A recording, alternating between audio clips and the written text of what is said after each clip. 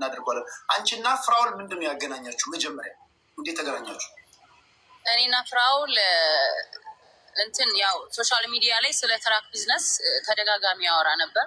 በጣም አዋጭ እንደሆነ 100 ትራኮች እንዳሉት እና ያወራል እና በጣም ሰዎችን እንዲገቡበት ምናምን እና የራሱ የትራክ ካምፓኒ እንዳለው ያወራል እና እኔም እሱ በሚያወራው እና ብዙ ጊዜ በሚያደርጋቸው በሚሰጣቸው ምናምን ሰዎችን ሲረዳ ያለው ሰው ስልኩን እንትን ላይ ያገኘሁት እና ምንድነው ባዮ ላይ ስለ ትራክ ቢዝነስ ላማክረው ደውል በተደጋጋሚ ቤቱ ሲከፍት ስለ ትራክ ቢዝነስ ነበር የሚያወራው እና ሰክሰስፉል ሀብታም የሆነውም በትራክ እንደሆነ ያወራል እና እኔም እንደ ሰው ገንዘብ ማግኘት እፈልጋለሁ።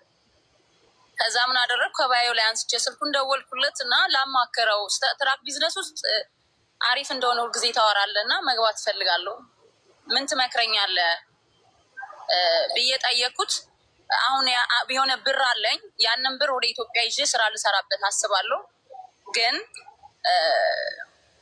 ኢትዮጵያ ልሄድ ስለሆነ ትራክ ቢዝነስ ውስጥ ግን ለመግባት የሚያግዘኝ ሰው ካለ ነው ትራኩን ራን የሚያደርግልኝ ማኔጅ የሚያደርግልኝ። ምሳሌ ድራይቨር ሲፈልግ ድራይቨር፣ ጎማ ሲፈልግ ጎማ፣ እያንዳንዱን የትራኩን ራን የሚያደርግልኝ ሳገኝ ነው መግባት የምፈልገው እና ምን ትመክረኛለህ ብዬ አወራሁት።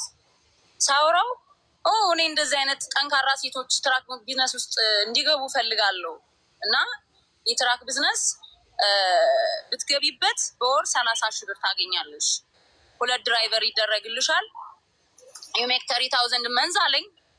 እኔ ደግሞ ትራክ ትምህርት ቤት ስላለኝ ችግር የለውም እረዳሻለሁ፣ እኔ ራን አረግልሻለሁ ትራኩን እና እኔ ጋር ትራክ አለ ትገዥኛለሽ፣ ትወስጃለሽ ከኔ። በጣም አሪፍ አዲስ ትራክ ጥሬ የሆነ ትራክ አለኝ፣ በወር 30 ሺህ ብር ታገኛለሽ። ድራይቨር ደግሞ እኔ ስኩል ስላለኝ ከዛ በቀላሉ አገኛለሁ። ከዛ ወደዛ እንትን እላለሁ፣ በማይል ነው የሚከፈላቸው ምናምን አለኝ እና ሲነግረኝ ኦኬ የምትረዳኝ ከሆነ በደስታ እገዛለሁኝ አልኩት። ሰው የገዛው ትራክ 167,500 ምናምን ዶላር ነው የገዛሁት አለኝ።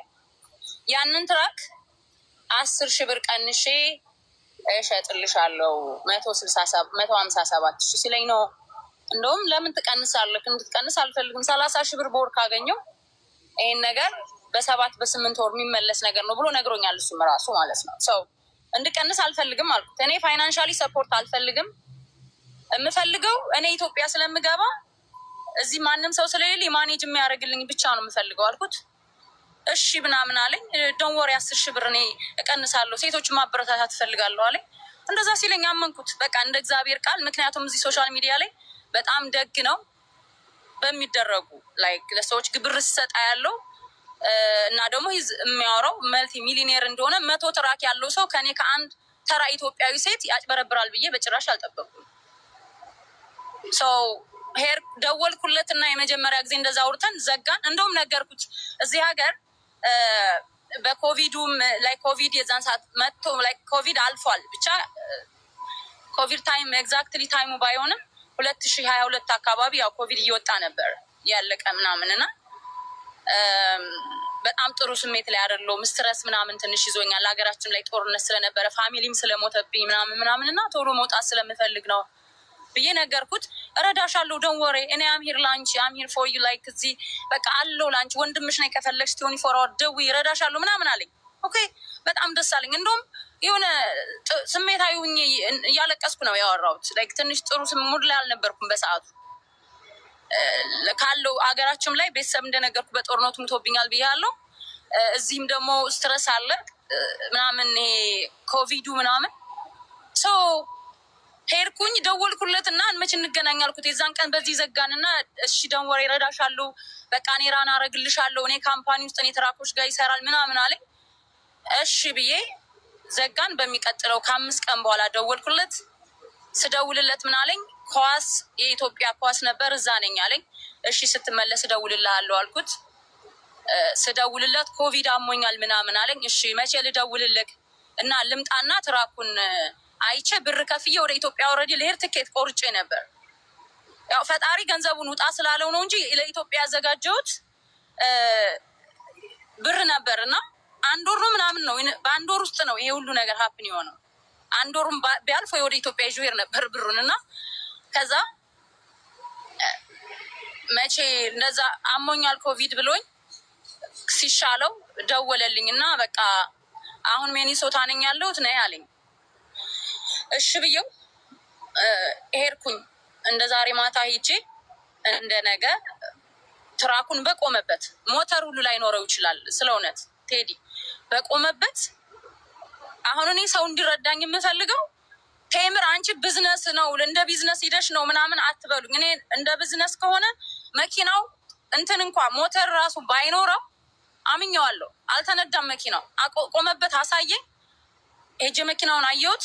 ከዛ ማታ ሄጄ እንደሚቀጥለው ጠዋት ላይ ቼክ ጻፍኩለት። ካሽር ቼክ 100,000 ሌላውን 7,000 በዚህ ትራንስፈር ተደረገለት። 107,000 ገዝቼው ምንም ሪሲት አላየውም፣ አልጠየቅኩትም። ምክንያቱም ይሄን ሰው ኦልሬዲ እንደ ወንድም ነው ሄድኩት እንጂ እንደ አዘ ቢዝነስ ከሄድኩኝ የራሴ ሰው ይዤ መሄድ አለብኝ። መኪናው መፈተሽ አለበት።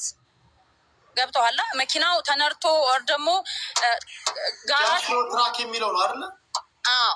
ለዚህ በነገራችን ላይ አድማጮቻችን 100,000 መላኳን የሚያሳይ ቼክ ልካልኛለች። ነው 143,000 ነው የላኩልህ። 100,000 ነው 143 ነው የላኩልህ። አንደኛው 39,000 አንደኛው 4,000 አንደኛው 4,000 100,000 39,000 እና 4,000 ሌላው ደግሞ በዜል ሌላውን ደግሞ በዜል አስገብቼ ልታለሁ የሚል ልካልኛለች ቼክ ማለት ነው። እሺ ቀጥይ። አዎ ሰው እንዳልኩ ካሸር ቼክ 100,000 ካሸር ቼክ ጻፍኩለት። እኔ ፍላይቴ መኪናውን እዛው በቆመበት አየሁ አልኩክ። ፍላይቴ 11 ሰዓት አካባቢ ነበር። ማታ ገባው፣ ጠዋት ቼክ ጻፍኩለት። ከዛ ተመልሼ ወደ መጣሁበት ስቴት እዚህም ወደ ኢትዮጵያ ልሄድ ሻፕ ምናምን ማድረግ ስለነበረብኝ ለፎር ጉድ ሙቭ ላደርግ ነው ላይክ ወደ ኢትዮጵያ ማለት ነው። ይሄን ያውቃል እሱ። ቤቴን ሁሉ አከራይቼ ምናምን ላልመለስ ነው የሚሄደው።